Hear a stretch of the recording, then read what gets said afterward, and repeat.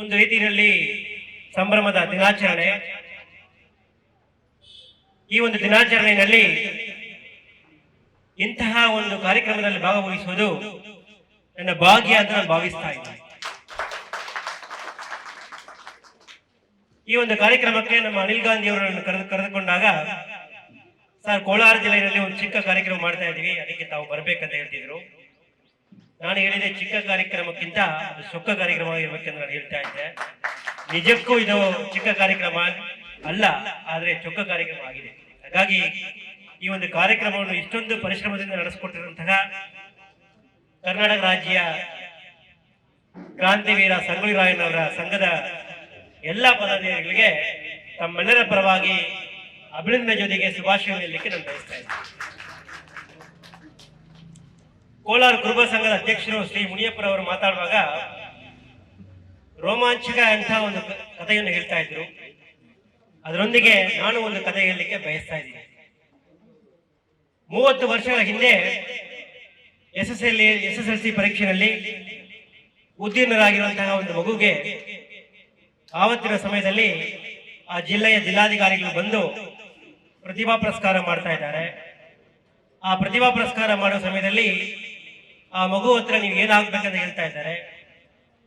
ಆ ಮಗು ಹೇಳ್ತಿದ್ದಾರೆ, ನೀವು ಏನು ಓದಿದ್ದೀರಾ ಅದೇ ತರ ನಾನು ಓದ್ಬೇಕಂತ ಹೇಳ್ತಿದ್ದಾರೆ.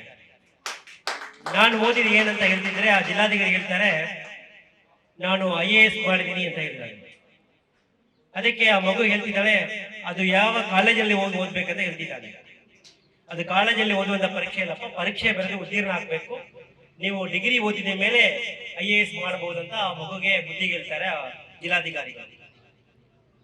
ಬಹುಶಃ ಆ ಘಟನೆ ಆಗಿ 30 ವರ್ಷಗಳಾದ ನಂತರ ಆ ಮಗು ಇವತ್ತು ಕೋಲಾರ ಜಿಲ್ಲೆಯಲ್ಲಿ ತಮ್ಮ ಮುಂದೆ ಮಾತಾಡ್ತಾ ಇದ್ರು IAS ಅಧಿಕಾರಿ.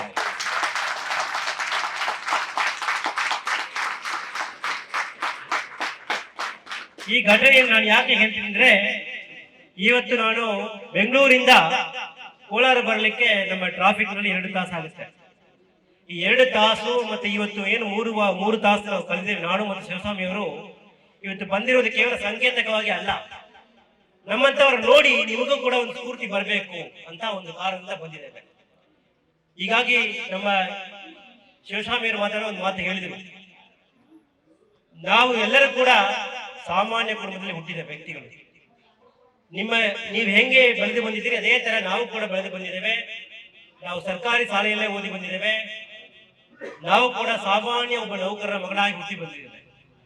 ಮುನಿಯಪ್ಪರವರು ಹೇಳುವಾಗ ಒಂದು ಮಾತು ಹೇಳಿದ್ರು, ನನಗೆ ಬಹಳ ಮನಸ್ಸಿಗೆ ಹಚ್ಕೊಂಡಿದೆ. ಕ್ರಾಂತಿವೀರ ಸಂಗೊಳ್ಳಿ ರಾಯಣ್ಣವರ ತಾತ ನಾಟಿ ವೈದ್ಯರಿದ್ರಂತ, ಅವ್ರ ತಂದೆ ಪೋಸ್ಟ್ ಮಾಸ್ಟರ್ ಇದ್ದಂತ, ಮಗ ಕ್ರಾಂತಿವೀರ ಅಂತ ಆಗಿರಂತ. ಬಹುಶಃ ನನ್ನ ಕಥೆಯಲ್ಲಿ ಕೂಡ ನಮ್ಮ ಅಜ್ಜನು ನಾಟಿ ವೈದ್ಯರಿದ್ರು, ನಮ್ಮ ತಂದೆ ಪೋಸ್ಟ್ ಮಾಸ್ಟರ್ ಇದ್ರು.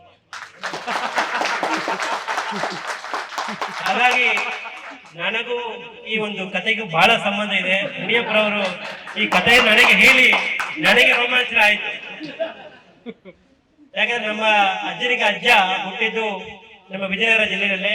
ಅಲ್ಲಿಂದ ಹಿಂದೆ ಕೃಷ್ಣದೇವರಾಯ ಕಾಲದಲ್ಲಿ ಇಲ್ಲಿಂದ ನಾವು ತಮಿಳುನಾಡಿಗೆ ಹೋದಾಗ ಅಲ್ಲಿ ನಾವು ಪರಂಪರೆ ಬೆಳೆಸ್ಕೊಂಡಿದ್ದೇವೆ. ಹಾಗಾಗಿ ನನಗೆಲ್ಲೋ ಒಂದು ಕಡೆ ಕ್ರಾಂತಿವೀರ ಸಂಗೊಳ್ಳಿ ಜೊತೆಗೆ ಒಂದು ರಕ್ತ ಬಾಂಧವ್ಯ ಅಂತ ಆಗದೆ ನನಗೆ. ಹಾಗಾಗಿ ಮುನಿಯಪ್ಪರವರಿಗೆ ನಾನು ಅಭಿನಂದನೆ ಸಲ್ಲಿಸ್ತಾ ಇದ್ದೀನಿ. ಮುಖ್ಯವಾಗಿ ಕ್ರಾಂತಿವೀರ ಸಂಗೊಳ್ಳಿ ರಾಯಣ್ಣ, ನಾವು ಅವರನ್ನು ನೋಡುವಾಗ ಕೇವಲ ಒಂದು ಚರಿತ್ರೆ ನಾಯಕ ಅಂತ ನೋಡ್ತಾ ಇದ್ವಿ. ಆದ್ರೆ ನನಗೇನು ಅನಿಸ್ತಾ ಇದೆ, ಅವರು ಕೇವಲ ಚರಿತ್ರಿಕ ನಾಯಕ ಅಲ್ಲ, ಒಬ್ಬ ಸಮಾಜದ ಮುಖ್ಯ ನಾಯಕ ಅಂತ ನನಗೆ ಅನಿಸ್ತಾ ಇದೆ. ಯಾಕಂದ್ರೆ ನಾವು ಅವ್ರ ವಯಸ್ಸು ಅನಿಸ್ಕೊಂಡ್ರೆ ಕೇವಲ 33 ವಯಸ್ಸಾಗಿದೆ.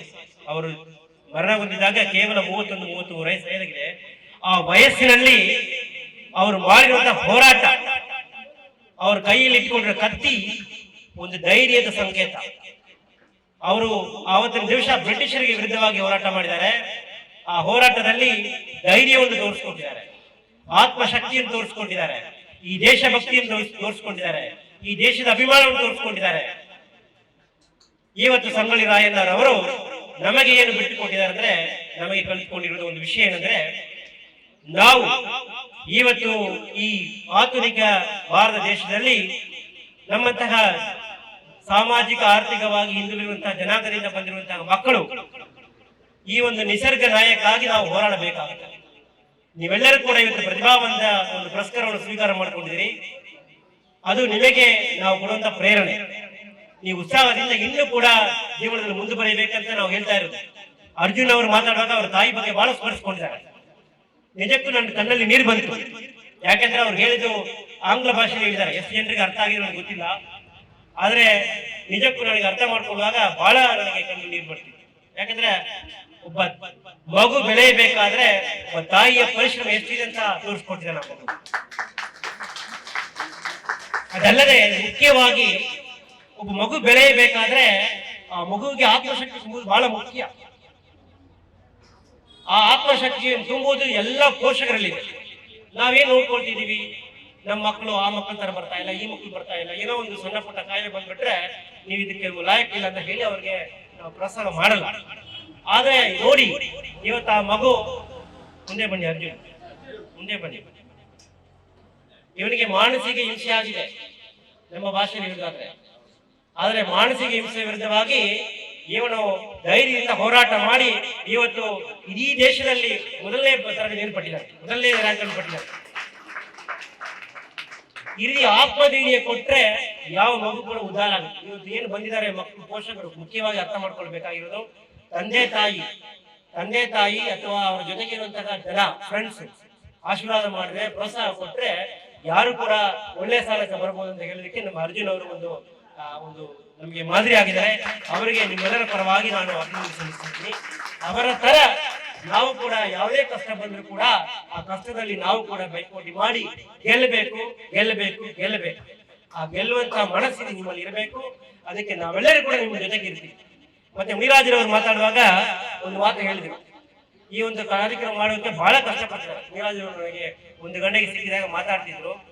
ಅವರು ಹೇಳ್ತಿದ್ರು, ಬಹಳ ಪರಿಶ್ರಮ ಮಾಡ್ತಿದ್ವಿ ಸರ್, ಯಾರು ಕೂಡ ನಮಗೆ ಸಪೋರ್ಟ್ ಮಾಡದೇ ಇದ್ರು ಕೂಡ ನಾವು ಮಾಡ್ತಾ ಇರ್ತಾರೆ. ನಿಜವಾಗಿ ಈ ಒಂದು ಸಂಘ ಏನಿದೆ ಇದು ಬೆಳೆಯಬೇಕು.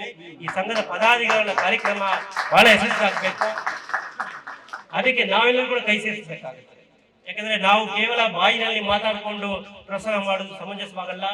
ಈ ರೀತಿ ಏನು 25 ಜನರಿಗೆ ಪ್ರೋತ್ಸಾಹ ಮಾಡಿ ಇವತ್ತು ಉತ್ಸಾಹ ಕೊಟ್ಟಿದ್ದೇವೆ. ಇದೇ ರೀತಿಯಲ್ಲಿ ಇಡೀ ರಾಜ್ಯದಲ್ಲಿ ಇರುವಂತಹ ಎಲ್ಲ ನಮ್ಮ ಜನರಿಗೆ ಕೂಡ ಒಂದು ಅನುಕೂಲ ಆಗುವ ರೀತಿಯಲ್ಲಿ ಪ್ರತಿಭಾ ಪುರಸ್ಕಾರ ಮಾಡಬೇಕು. ಅವರಲ್ಲಿರುವಂತಹ ಪ್ರತಿಭೆಯನ್ನು ನಾವು ಬೆಳೆಸಬೇಕು. ಯಾಕಂದ್ರೆ ಅವು ಯಾವುದೇ ಒಂದು ವಿಷಯ ನಾವು ಬೆಳೆಸಿದ್ರೆ ಅಷ್ಟೇ ಬೆಳೆಯುತ್ತದೆ. ಸಾಮಾನ್ಯವಾಗಿ ನಾವು ದೀಪಗಳು ಬೆಳಗಿಸುವ ಮುಖಾಂತರ ನಾವು ಮಾಡ್ತಾ ಇದ್ದೀವಿ. ದೀಪವನ್ನು ಕೂಡ ಹೊರಗಡೆಯಿಂದ ಒಂದು ರೂಪ ಇದು ಮಾಡಬೇಕಾಗುತ್ತೆ, ಇಲ್ಲದಿದ್ರೆ ಬೆಳೆಯಲ್ಲ. ಒಂದು ಗಿಡ ಕೂಡ ಬೆಳೆಯಬೇಕಾದ್ರೆ ಅದಕ್ಕೆ ಒಂದು ಪ್ರೋತ್ಸಾಹ ಕೊಡಬೇಕಾಗುತ್ತದೆ. ಕೇವಲ ನೀವು ಹಣಕಾಸು ಕೊಡೋದು ಮುಖ್ಯ ಅಲ್ಲ, ಧಾರ್ಮಿಕವಾಗಿ ಮಾನಸಿಕವಾಗಿ ಅವರಿಗೆ ಪ್ರೋತ್ಸಾಹ ಕೊಡಬೇಕಾಗುತ್ತದೆ. ಜೊತೆಗೆ ನಾವೆಲ್ಲರೂ ಕೂಡ ಅವ್ರ ಜೊತೆಗೆ ನಿಲ್ಲಬೇಕಾಗುತ್ತದೆ. ಆ ರೀತಿಯಲ್ಲಿ ಇವತ್ತು ತಮ್ಮ ಮುಂದೆ ನಾನು ಒಂದು ಭರವಸೆಯನ್ನು ಕೊಡ್ತೀನಿ. ಈ ಒಂದು ಈ ಸಂಘದ ಒಂದು ಒಳ್ಳೆಯ ಕಾರ್ಯಕ್ರಮಕ್ಕೆ ಯಾವಾಗಲೂ ಕೂಡ ನಾನು ಬೆನ್ನೆಲುವಾಗಿ ನಿಲ್ತೀನಿ ಅಂತ ಹೇಳಲಿಕ್ಕೆ ಈ ಒಂದು ಸಂಘ ಕೇವಲ ಒಂದು ಕೆಲವೇ ಜನರಿಗೆ ಮಾತ್ರ ಕೊಡ್ತಾ ಇಲ್ಲ ವಿಷಯಗಳನ್ನು. ಈ ಒಂದು ಸಂಘ ಪೌರಕಾರ್ಮಿಕರಿಂದ ಹಿಡಿದು ಎಲ್ಲಾ ರೀತಿಯಲ್ಲಿ ಇರುವಂತಹ ವರ್ಗದ ಜನರಿಗೆ ಕೂಡ ಒಂದು ನೆರವನ್ನು ಕೊಟ್ಟು ಅವರಿಗೆ ಪ್ರೋತ್ಸಾಹ ಮಾಡುವಂತಹ ಒಂದು ಸಾಮಾಜಿಕ ಕೆಲಸ ಮಾಡ್ತಾ ಇದೆ. ಹಾಗಾಗಿ ಈ ಒಂದು ಕೆಲಸ ಸಫಲೀಕರಣ ಆಗಲಿಕ್ಕೆ ನಮ್ಮದೇ ಆದಂತಹ ಪಾತ್ರ ನಾವು ಕೂಡ ಕೊಡಕ್ಕೆ ಸಿದ್ಧತೆ ಅಂತ ಹೇಳಿ ಈ ಒಂದು ಸಂದರ್ಭದಲ್ಲಿ ಈ ಒಂದು ಸಂಘಕ್ಕೆ ನಾನು ಹೃದಯಪೂರ್ವಕ ಶುಭಾಶಯ ಹೇಳಲಿಕ್ಕೆ ಬಯಸ್ತಾ ಇದ್ದೀನಿ. ಮುಂದುವರೆದು ಇಷ್ಟು ಹೊತ್ತಿಗೆ ನೀವೆಲ್ಲರೂ ಕೂಡ ತಮ್ಮ ತಮ್ಮ ಕೆಲಸಗಳನ್ನು ಬಿಟ್ಟು ಇಟ್ಟು ಬಂದಿದ್ದೀರಾ. ಮುಖ್ಯವಾಗಿ ಮಕ್ಕಳು ನನಗೆ ಬಹಳ ಇಷ್ಟ. ಯಾಕಂದ್ರೆ ನಾನು ಬೆಳ್ಳಾರಿ ಜಿಲ್ಲಾಧಿಕಾರಿ ಇದ್ದಾಗ ಬೆಳ್ಳಾರಿ ಜಿಲ್ಲೆಗೆ ನಾನು ಹೋದಾಗ 2016ರಲ್ಲಿ ಆವತ್ತಿನ ದಿವಸದಲ್ಲಿ ಬೆಳ್ಳಾರಿ ಜಿಲ್ಲೆ ಕೊನೆಯ ಸ್ಥಾನದಲ್ಲಿತ್ತು, ರಾಜ್ಯದಲ್ಲಿ ಕೊನೆಯ ಸ್ಥಾನದಲ್ಲಿತ್ತು. ಆವತ್ತು ಬಂದಾಗ ನಾನು ಹೇಳ್ತೀನಿ, ಏನಕ್ಕಪ್ಪ ಇಷ್ಟೊಂದು ಶ್ರೀಮಂತ ಇರುವಂತಹ ಒಂದು ಜಿಲ್ಲೆನಲ್ಲಿ ಶಿಕ್ಷಣಕ್ಕೆ ಬಡತನ ಬಂದ್ಬಿಟ್ಟಿದೆ ಅಂತ ಹೇಳ್ತಿದ್ದಾಗ ಅಲ್ಲಿ ಇರುವಂತಹ ಮಕ್ಕಳಿಗೆ ಸರಿಯಾದ ರೀತಿಯಲ್ಲಿ ಒಂದು ಪ್ರೋತ್ಸಾಹ ಕೊಡ್ತಾ ಇಲ್ಲ ಅಂತ ಕಂಡು ಬರ್ತಾ ಇತ್ತು. ಅವತ್ತು ದಿವಸ ಬೆಳ್ಳಾರಿ ಮಿಷನ್ ಫಾರ್ ಎಜುಕೇಶನ್ ಒಂದು ಕಾರ್ಯಕ್ರಮವನ್ನು ಚಾಲನೆ ಮಾಡಿದ್ದೇವೆ. ಸನ್ಮಾನ್ಯ ಮುಖ್ಯಮಂತ್ರಿಗಳಾಗಿರುವಂತಹ ಶ್ರೀ ಸಿದ್ದರಾಮಯ್ಯ ಅವರು ಅವತ್ತು ಮುಖ್ಯಮಂತ್ರಿಗಳಾಗಿದ್ದರು. ಅವ್ರು ಬಂದು ನಮ್ಮ ಕಾರ್ಯಕ್ರಮಕ್ಕೆ ಅನುವು ಮಾಡಿಕೊಟ್ರು. ಅವತ್ತಿನ ದಿವಸ ನಾವು ಏನು ಚಾಲನೆ ಮಾಡಿದ ಕಾರ್ಯಕ್ರಮ 2 ವರ್ಷದಲ್ಲಿ ಇಡೀ ರಾಜ್ಯದಲ್ಲಿ 5ನೇ ಸ್ಥಾನಕ್ಕೆ ಬಂದು 100% ರಿಸಲ್ಟ್ ಮಾಡುವಂತಹ ಇದು ಏನಕ್ಕೆ ಹೇಳ್ತೀನಿ ಅಂದ್ರೆ, ಯಾವುದೇ ಒಂದು ಸಮುದಾಯದಲ್ಲಿ ಯಾವುದೇ ಒಂದು ಮಕ್ಕಳಿಗೆ, ಯಾವುದೇ ಒಂದು ಜಿಲ್ಲೆಯಲ್ಲಿ ಇರುವಂತಹ ಮಕ್ಕಳಿಗೆ ಆದಂತಹ ಶಕ್ತಿ ಪ್ರೇರಣೆ ಇರುತ್ತದೆ. ನಾವು ಪ್ರೋತ್ಸಾಹ ಕೊಟ್ಟರೆ ಖಂಡಿತ ಅದು ಬೆಳೆಯುತ್ತದೆ. ಆ ರೀತಿ ನಮ್ಮ ಕೋಲಾರ ಜಿಲ್ಲೆಯಲ್ಲಿ ಕೂಡ, ಕೋಲಾರ ಜಿಲ್ಲೆ ಬಹಳ ಕಷ್ಟದಲ್ಲಿರುವಂತಹ ಪ್ರದೇಶ ಅಂತ ಕಂಡು ಬರ್ತಾ ಇತ್ತು. ಯಾಕೆಂದ್ರೆ ಇಲ್ಲಿ ನೀರಿನ ವ್ಯವಸ್ಥೆ ಆಗಲಿಲ್ಲ ಅವಾಗ ಹಿಂದೆ, ಈಗ ಬಂದಿದೆ ನಮ್ಮ BWSP ವತಿಯಿಂದ. ಆದ್ರೆ ಒಂದು ವಿಷಯ ತಿಳ್ಕೊಳ್ಳಿ, ಕಠಿಣ ಪ್ರದೇಶಗಳಿಂದ ಬಹಳ ಕಠಿಣವಾಗಿರುವಂತಹ ಜನ ಬರ್ತಾರೆ. ಅವರಿಗೆ ಇರುವಂತಹ ಮನ ಧೈರ್ಯ ಬೇರೆ ಯಾರಿಗೂ ಬರಲ್ಲ. ಆ ರೀತಿ ಕೋಲಾರಲ್ಲಿ ನಮ್ಮ ಮುನಿರಾಜ್ ಇರ್ಬೋದು, ಮುನಿಯಪ್ಪ ಅವರಿರ್ಬೋದು, ಎಲ್ಲರಿಗೂ ಕೂಡ ಒಂದು ರೀತಿಯಲ್ಲಿ ದಿಟ್ಟವಿರುವಂತಹ ಒಂದು ಮನಸ್ಸಿದೆ. ಅದೇ ರೀತಿ ಮಕ್ಕಳಲ್ಲಿ ಕೂಡ, ಈಗ ಅವನು ನಮ್ಮ ಅರ್ಜುನ್ ಇರ್ಬೋದು, ಎಲ್ಲಾ ಮಕ್ಕಳಲ್ಲಿ ಕೂಡ ಒಂದು ದಿಟ್ಟ ಮನಸ್ಸಿದೆ. ಅದೇ ತರ ಗಟ್ಟಿಯಾಗಿರುವಂತಹ ಒಂದು ಧೈರ್ಯ ಇದೆ. ಆ ಧೈರ್ಯವನ್ನು ಆತ್ಮಶಕ್ತಿಯನ್ನು ಬೆಳೆಸಿ ಖಂಡಿತ ನಿಮ್ಮ ಬದಲಾವಣೆಯನ್ನು ತರಲಿಕ್ಕೆ, ನಿಮ್ಮ ಜೀವನದಲ್ಲಿ ಒಳ್ಳೆ ಸುಧಾರಣೆ ತರಲಿಕ್ಕೆ ಖಂಡಿತ ಅವಕಾಶ ಇದೆ. ನಿಮ್ಮೆಲ್ಲರಿಗೂ ಕೂಡ ಮತ್ತೆ ಬೆಳವಣಿಗೆ ಆಗಲಿ ಅಂತ ಹೇಳಿ ನಮ್ಮ ಎಲ್ಲಾ ಪ್ರಯತ್ನ ಕೂಡ ಯಶಸ್ವಿಯಾಗಬೇಕಂತ ದೇವರಲ್ಲಿ ಪ್ರಾರ್ಥಿಸಿ ನನ್ನ ಮಾತು ಮುಗಿಸ್ಕೊಳ್ತೀನಿ. ಜೈ ಹಿಂದ್.